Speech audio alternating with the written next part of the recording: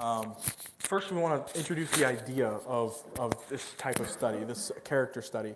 When we study the Bible, it's always something, it always yields something fresh and needful for our lives. That's because God's Word is alive. It has truths that we have yet to discover. Yet, when we give ourselves to study the Word of God, though we may think we know it all, it always brings great satisfaction, reward, and oftentimes it brings surprises. There are things that we look at a new way, or things that we thought we knew, like, oh, I knew all about that. And then you reread it and you're like, oh, that's totally different than I've always pictured it in my mind.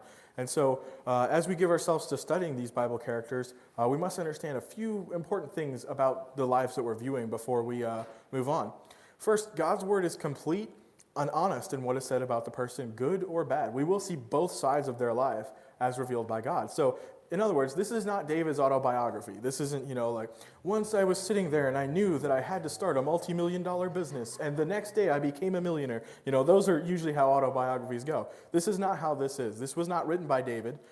This is a true account from God's perspective about David's life. So you'll see the good, you'll see the bad, and there is some bad, but there are lessons that we can learn from this. So God's purpose is to reveal important lessons about the life of the person we're studying so that we may see through that person's life our own responsibilities and oftentimes failures towards God. So in this study, we will see three persons, actually. We'll see God, we'll see David, and we'll see ourselves. A lot of times it's in the failures that we see ourselves, but not always. We'll talk about that. So that's the idea of this study, but the purpose of the study is really just to give us an example. So as we look in the Scriptures, we want our hearts to be open because some of these things we may say, oh, well, that's not that big of a deal. He obeyed a little bit, but we want our hearts to be open and to take the good character that David had and apply it to our lives and kind of guard against the evil things that happened in David's life and the failures he had. So remember, David's life was an open book to God, as our life is. Our lives are pages in the hand of God to be turned and examined to His will. A lot of times we think, oh, well, I made a mistake a long time ago, but it's okay because everybody forgot about it. But just like here, if we want to look at David's life, we can go back and we can reread over and over and over his failures. And that's just how our life is with God. Just because we think everybody's forgotten about it, God hasn't forgotten about it. He can go back and He can reread those pages 100 times and still use that to teach us a lesson. And so just like that, that's how David's life is presented here. And so we write our lives in ink by the actions that we take, the thoughts that we think, and the way we walk in this world. So before we even get started in this, think about what your life would look like if it was presented in this manner. Would it look like this? The life of David, where there's a lot of good things, but a few faults. Or would it be more like the black spots of the Bible that we just finished, where there's a lot of bad things that really you need to avoid? There's a lot of things that we could learn not to do from your life. So just think about that as we go through this. So the life of David is very helpful for all of us, especially those who want to be leaders, but all of us. It can be helpful for fathers and husbands and pastors and deacons and anybody who wishes to lead people. We can learn from this because David is a man after God's own heart, as we saw, and he's a good leader. So David stands as a shining example of the man after God's own heart. We already read that in Acts 13:22, so we won't look at that again. But again, that's an interesting thing that God said is that he was anointed because he was a man after God's own heart. That's a pretty rare statement in the Bible. And again, David wasn't perfect, but you could tell that he did have a heart to please God, and he had a heart to see Israel please God. And so we'll look at that more as we move on. So David stands as a cautionary tale of a man who was not always obedient. And we talked about this in our last lesson on Achan, in our last black spots of the Bible, but mostly obedient doesn't cut it. When we look at here, it does say he's a man after God's own heart. He is a positive example, but there are some very negative things that happened in David's life as a result of his disobedience. So being mostly obedient doesn't mean you're going to have a perfect life and, there will be no consequences. You still have to be fully obedient to avoid the consequences of sin. So that's something we need to consider. So this is an overview of David's life. We'll kind of talk about the events that happened in his life before we get into some specifics, just so that you can kind of have some context to the events that happened in the order that they happened in. So before we even look at the other, first we want to talk about David, the substantiated. So David the substantiated. David was a real historical figure. He wasn't fake. He wasn't, for years and years and years, before I was born, obviously, but for years before I was born, people said David wasn't real. King David was fake. And I actually was looking at some articles last night while I was studying, and somebody said that it's likely that the tale of King David is just as real as the tales of King Arthur. So they thought, oh, it's just some historical fiction. It's just something made up so they could brag about their kingdom. That's really what King David was, because there's no way that all of that could be true. And yet, in the year 1993, I almost want to say 1933, but it's 1993, that's not even that long ago, they found some inscriptions referring to the house of David near Israel. So David was a real historical figure. And one thing I want to point out is the Bible's veracity, historical or otherwise, can always be trusted whether there is historical verification. That wasn't until 1993 that they found that. Did that mean that King David was probably fake until 1992 or in 1992? No. David was 100% real because the Bible told us about him. But eventually, there is historical verification to double check that, to kind of prove that the Bible is real. So even if we didn't have any inscriptions saying that King David was real, David would be substantiated. He was a real person. Next, we want to look at David the shepherd.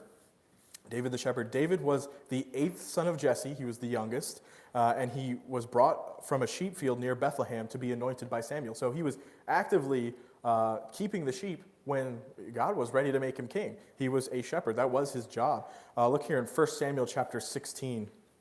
1 Samuel chapter 16. We'll read from verse 4 here. It says, "And Samuel did that which the Lord spake, and came to Bethlehem. And the elders of the town troubled at his coming, and said, Comest thou peaceably? And he said, Peaceably I am come to sacrifice unto the Lord. Sanctify yourself, and come with me to the sacrifice. And he sanctified Jesse and his sons, and called them to the sacrifice.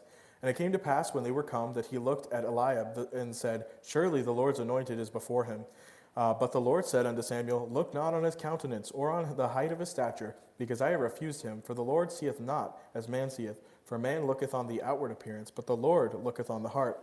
Then Jesse called Abinadab, and said, and made him pass before Samuel. And he said, Neither hath the Lord chosen this. Then Jesse made Shammah to pass by, and he said, Neither hath the Lord chosen this. Again Jesse made 7 of his sons to pass before Samuel. And Samuel said unto Jesse, The Lord hath not chosen these. And Samuel said unto Jesse, Are all thy children here all thy children? And he said, There remaineth yet the youngest, and behold, he keepeth the sheep. And Samuel said unto Jesse, Send and fetch him, for we will not sit down till he come hither. And he sent and brought him in. Now he was ruddy and withal of a beautiful countenance and goodly to look to. And the Lord said, Arise, anoint him, for this is he. So he was faithful in his duties as a shepherd, so faithful, he wasn't even there. Jesse knew that one of his sons would be, well, I don't know if he knew, but he was told to bring all of his sons. And once he saw that Samuel was kind of examining him, I'm sure he kind of put 2 and 2 together. And he didn't even think about David. David was gone. David was the one that was kind of he was covering for everybody else, so everybody else was down with Samuel, and here David was the shepherd. So that was his occupation. And there are a lot of life experiences that he had as a shepherd that really helped him as a leader. So that's pretty important. And then we saw in verse 12 where he was anointed, and in verse 13 it says the Spirit of God came on David. So in verse 13 it says, Then Samuel took the horn of oil and anointed him in the midst of his brethren, and the Spirit of the Lord came upon David from that day forward. So Samuel rose up and went to Ramah. So that reminds me of Jonathan in a lot of ways, where he was anointed in the midst of his brethren. His brethren didn't have the same reaction that Jonathan's brothers had when he told about his dream. But it is interesting that the youngest would be the one that God chose, the one that usually wouldn't be chosen, and that he would be anointed in front of all his brothers. That kind of might cause some issues at the next family gathering, but it didn't. And it said that the Spirit of God came upon David, and you can see that. It is interesting as well that David isn't even king yet, and the Spirit of God is already with him. It really showed that everything that happened after this point was guided by God. And he wasn't always perfect, but he was guided by God, and what he did is he behaved wisely. And a lot of that has to do with the fact that he trusted God, he followed God, he read the Bible, and he had the Spirit of the Lord. He followed what the Spirit told him to do. Look over in Isaiah chapter 40. Isaiah chapter number 40. Isaiah chapter 40 and verse 10. It says, Behold, The Lord God will come with strong hand, and his arm shall rule him. Behold, his reward is with him, and his work before him. He shall feed his flock like a shepherd. He shall gather the lambs with his arm, and carry them in his bosom, and shall gently lead those that are with young. So an interesting thing here is that God himself is likened to a shepherd multiple times. This is not the only time, but he's likened to a shepherd. And this really goes to show, again, more of the similarities where God is saying that David is a man after his own heart because David is a shepherd, and God is likened to a shepherd as well. And a lot of times, a shepherd is just a symbol of a good leader. If someone is a shepherd, then that means that God pictures them as a good leader. The pastor is often called a shepherd. And in fact, Jesus is called the chief shepherd of the church. So a shepherd is really it's a good example of someone who is a good leader. That's kind of what a shepherd is in the Bible a lot of times. But it is interesting that David was an actual shepherd. He was busy in that, and God himself likens himself as a shepherd several times in the Bible. Also, David was a singer. David was a singer. That's good for us because we like to sing. So in 1 Samuel chapter 16, we'll see some more of that. He was a singer. But he was also a musician, not just a singer. He was a musician. And as soon as David was anointed to be king and he received the Spirit of the Lord left Saul. So that happened at the same time. The Spirit of the Lord left Saul, and the Spirit of the Lord entered David. And King Saul was troubled by an evil spirit. We heard about that a while back when we were going through, I think, black spots of the Bible. And so he was troubled by an evil spirit. But David, he had beautiful music. He was a gifted player of the harp, and it soothed the troubled king. And we'll see that here in 1 Samuel chapter 16. And we'll look here, 1 Samuel 16, in verse 14. But the Spirit of the Lord departed from Saul, and an evil spirit from the Lord troubled him. And Saul's servants said unto him, Behold, now an evil spirit from God troubleth thee. Let our Lord now command thy servants which are before thee to seek out a man who is a cunning player on a harp. And it shall come to pass, when the evil spirit from God is upon thee, that he shall play with his hand, and thou shalt be well. And Saul said unto his servants, Provide me now a man that can play well, and bring him to me. Then answered one of the servants, and said, Behold, I have seen a son of Jesse, the Bethlehemite, that is cunning in playing, and a mighty valiant man, and a man of war, and prudent in matters, and a comely person, and the Lord is with him. Wherefore Saul sent messengers unto Jesse, and said, Send me David thy son, which is with the sheep. And Jesse took an ass laden with bread, and a bottle of wine, and a kid, and sent them by David his son unto Saul. And David came to Saul, and stood before him, and he loved him greatly, and became his armor bearer. And Saul sent to Jesse, saying, Let David, I pray thee, stand before me, for he hath found favor in my sight. And it came to pass, when an evil spirit from God was upon Saul, that he took a harp, and played with his hand. So Saul was refreshed and well, and the evil spirit departed from him. So you see, he was a singer. He was a musician. He played well. He played so well that he had a reputation about playing well. It doesn't seem like Saul had to ask too many people to find out who played well. It was like, oh, you know what? I heard the son of Jesse over there playing a harp, and you should call him. And it was more than just the fact that he was good at the harp that made him a good candidate. It was the fact that he was a cunning player. He was really good at playing. He was a mighty valiant man, a man of war, prudent in matters, and I like the last part the best, and the Lord was with him. And so that was obvious to those around him. So it wasn't just the fact that he was a musician, even though he was, but he had a good reputation in more than just music. And as you see in the last part of verse 23 here, when he played, the evil spirit did depart from Saul. So it worked. He played, and the Lord was with him. I don't think it was just the music, although I think that helped. I think it was the fact that someone who knew the Lord was playing the music, and that really helped to soothe King Saul, even though he didn't have the Spirit of the Lord anymore. Also, we see David the soldier. I mean, we saw that a little bit here, how he was a man of war, but we'll see that specifically here. David was a soldier. He wasn't just somebody who kept the sheep, but he was like this tiny little twiggy guy that couldn't do anything, and he could lift 5 pounds, but only but that's really stressing it. No, he was strong, and he again we see some examples of when he was a shepherd where he had to defend the sheep, and so he was a gifted warrior and well able to defend his nation and defend his family, his sheep, his responsibilities. So we all know the story of David and Goliath. A giant Philistine warrior named Goliath had defied the armies of Israel for 40 days. He came out and he taunted them. for 40 days straight. And you know who did anything about it?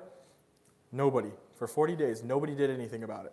And so we see that here in 1 Samuel 17 and verse number 16. It says, and the Philistine drew near morning and evening and presented himself 40 days. So it wasn't just like one time a day he'd show up. It was morning and evening. In other words, it was all the time. He would just show up all the time for 40 days straight and taunt Israel. So, try it. He was a giant. So, he would taunt them and he would curse the Lord and things like that directly in front of them. And nobody did anything about it. But David, again, showing his prowess as a leader, said, we can't stand for this. Why should we let him taunt the Lord? Why would we let him do that?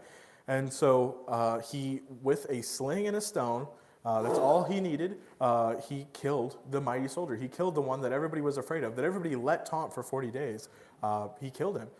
So in 1 Samuel 17:49, we see here, I'm going to turn over, we see this account. And David put his hand in his bag and took thence a stone and slang it and smote the Philistine in his forehead, that the stone sunk into his forehead, and he fell upon his face. And I like verse 50 as well. It says, so David prevailed over the Philistine with a sling and with a stone, and smote the Philistine and slew him, but there was no sword in the hand of David. It really shows that God was with him, because everybody said, oh, well, you need the king's best armor, you need the great sword, and you need all this. And, they talk about how his shield was, huge and too heavy, and his spear was so big that he needed two people to carry it, basically. And so there were all these weapons that the Philistine had to try to defeat Israel, and yet David didn't even need a sword. He only needed a sling and a stone. That's all he needed to defeat him. And again, it was because, number one, he was a good leader. He said, we can't stand for this. We need to do something about it. And number two, the Lord was with him. And again, the second one is far more important than the first. So David was a mighty soldier. You see accounts about this later where the Bible says that he was such a man of war that he wasn't allowed to build the temple because he was a man of war. He had fought in so many battles. He had killed many. And, there's nothing wrong with fighting to defend your country, but there are limitations to it. God would like, pure hands to build his temple, obviously, to build the house where he'd live in. So we'll see later that Solomon had that honor. So that was David the soldier. But we also have David the sought. And he was sought in more than one way. We'll see that here. First, he was sought as a friend. We see that he began a lifelong friendship with Jonathan. And it really, really was lifelong. 1 Samuel 18 and verses 1 through 4. And it came to pass, when he made an end of speaking unto Saul, that the soul of Jonathan was knit with the soul of David, and Jonathan loved him as his own soul. And Saul took him that day, and would let him go no more home to his father's house. And then Jonathan and David made a covenant, because he loved him as his own soul. And Jonathan stripped himself of the robe that was upon him, and gave it to David and his garments, even to his sword and his bow and to his girdle. So, they were making a friendship. And in fact, they made more than just a friendship. They made a pact. They made a promise to each other we'll see that later probably in more detail in other lessons. But they made a friendship that it lasted more than just Jonathan's lifetime. It actually lasted to Jonathan's children's lifetime as well. He cared for Jonathan so much that he treated his children with respect, when that was very, very uncommon for kings to do. So he was sought as a friend. He had growing popularity, which inadvertently sought out Saul's insane jealousy. So he was touted in the streets for killing Goliath as the greatest warrior of all time. They said Saul killed his thousands, but David his 10,000s, and it really, really made Saul jealous. So we see that Saul tried to do him in more than one way. He tried to do him in by demotion. So in 1 Samuel 18 and verse 5 here, and David went out whithersoever Saul sent him, and behaved himself wisely. And Saul set him over the men of war, and he was accepted in their sight, in the sight of all people, and also in the sight of Saul's servants. And then in verse 13 it says, therefore Saul removed him from him, and made him captain over 1,000, and went and out and came in before the people. So he was kind of trying to set him up to be a leader in the people's eyes, but he was kind of setting him up to fail. He said, oh, you know what? He's like, the men of war aren't going to accept him as their true leader because he's young and all this kind of thing. And he kind of thought that he would get killed that way, because that happened kind of frequently. If a general was unliked, then he would get killed. And so he was kind of hoping that that would happen with David, but it didn't. And in fact, the men of war loved him, and he prospered. He was good in war, and so he had good strategies and things like that, and he prevailed over battles that he wasn't supposed to win. There were also private attempts on his life. Here in verse 11 of 1 Samuel 18, it says, "And Saul cast a javelin, for he said, I will smite David, even to the wall with it. And David avoided out of his presence twice." So that's already 2 times that Saul tried to kill him, just straight up murder. He wasn't even trying to be sneaky about it. He was throwing a javelin straight at him. I'm pretty sure that that's not able to be misinterpreted. It's not, well, I accidentally threw this javelin with all my might, and it went straight into the wall right where you were standing. So that's pretty obvious that Saul was trying to kill him at that point. Also, verse 21 of 1 Samuel 18. "And Saul said, I will give him to her, that she may be a snare to him, and the hand of the Philistines may be against him. Wherefore Saul said to David, Therefore this day shalt thou be my son-in-law in the one of the twain." So he gave him a wife, but the motive behind it wasn't, oh, well, I think they'd be really good together. And no, it wasn't that at all. It was, I think she's going to be a trap for him, and the Philistines are going to kill him because he's related to me now. And that was his idea. Verse 19, we kind of see some of that as well, where he was supposed to kill, I forget how many. He was supposed to kill 100. Oh, yeah, he was supposed to kill 100 Philistines, and he ended up killing 200. And he brought proof to Saul. And again, he wasn't supposed to win that battle. He wasn't supposed to win. It was really a trap. He was supposed to die by the hand of the Philistines, but that isn't what happened. And again, part of that is because the Lord was with him. So we had that, and there are more attempts. You can look at some of these other verses later. There are more attempts on his life than what I've read. There's also trickery. We saw that earlier, where he said, "Okay, you know what? I'm going to have you marry my daughter," but it was for the purpose of making him an enemy of Israel's enemies. It wasn't to bless him. It wasn't to give him a good wife. It was really trickery to try and keep him out of Saul's hair, to try and get him killed. But then, in the end, he resorted to just openly hunting David as a wild animal. He chased him through the wilderness and through caves and all sorts of things. Here in 1 Samuel chapter 23, 1 Samuel 23 and verse number 26. 1 Samuel 23:26 says, "And Saul went on this side of the mountain, and David and his men on that side of the mountain. And David made haste to get away for fear of Saul, and his men compassed David and his men round about to take them." So, we see that, they're on this side of the mountain, they're on this side of the mountain, and David and his men are trying to get away as quick as they can because they're being openly hunted. As if Saul's men see David and his men, they're going to kill him. That was their sole goal. And that's crazy. So he was being sought, in a bad way in this area. So we saw that he married Michal, the first of his many wives, and then he fled to the city of Nob in desperation, and he lied to the priest there. Again, lying is not, it's not really a good thing to do. So we see that, David didn't do everything perfectly, but he still had the Spirit of the Lord with him, and he still was striving to do what was right. But here he did lie to the high priest. In 1 Samuel 21,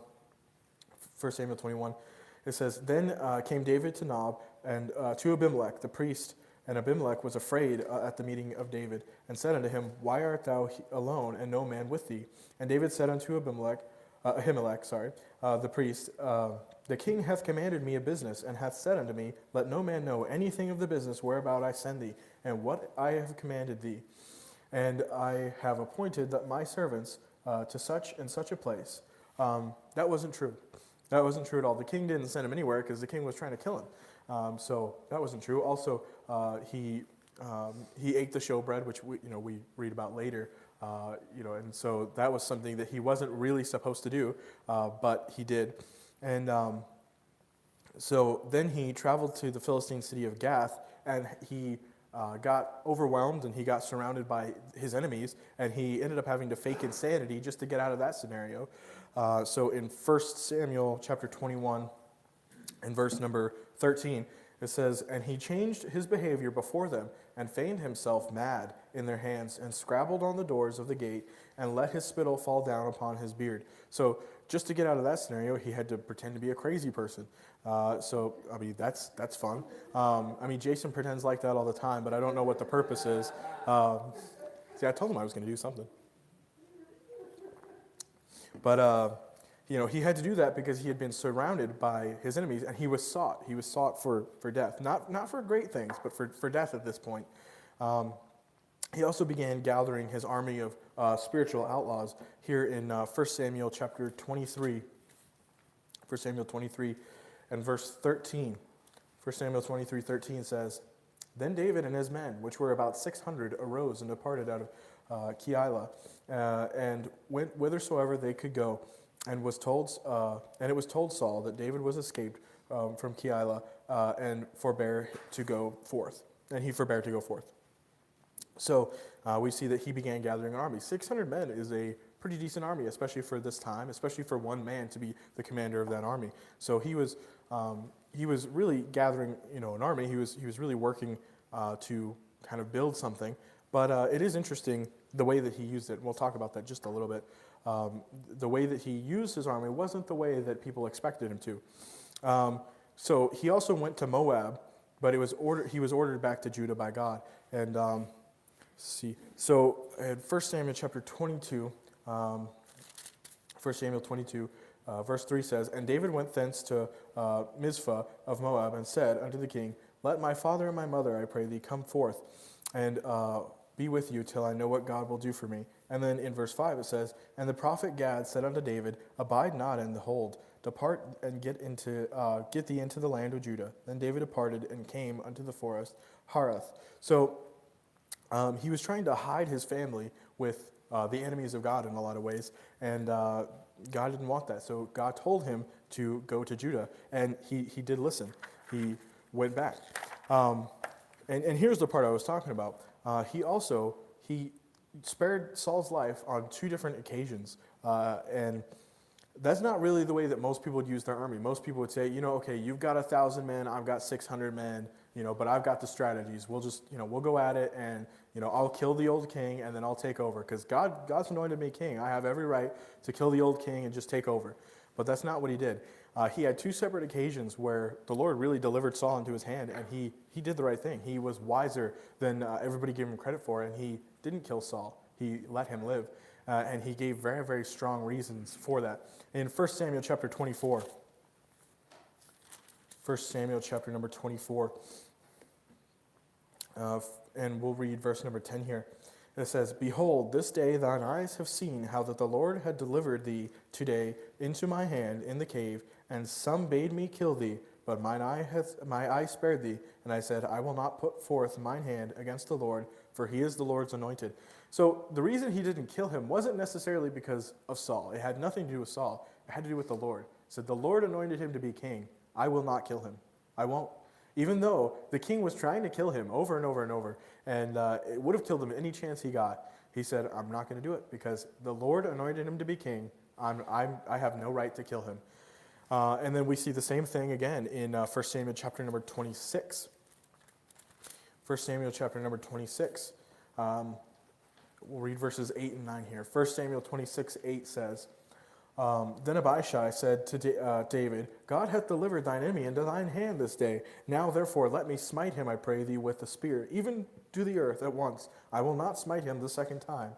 And David said to Abishai, Destroy him not, for who can stretch forth his hand against the Lord's anointed and be guiltless?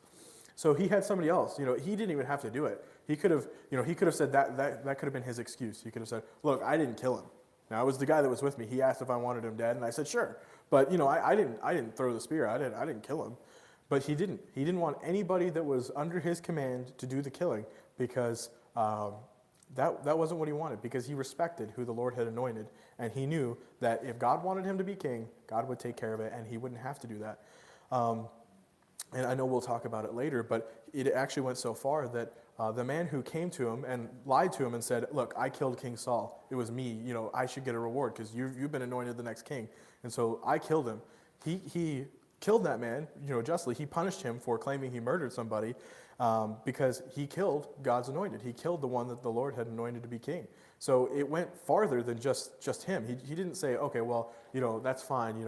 I can do it, or I'm not going to do it, and my people aren't going to do it, but somebody else can do it. He was very consistent with his logic there. He said, this is someone that the Lord has anointed to be king, and he doesn't deserve to be killed, in that way. If God wants him taken care of, God can take care of him.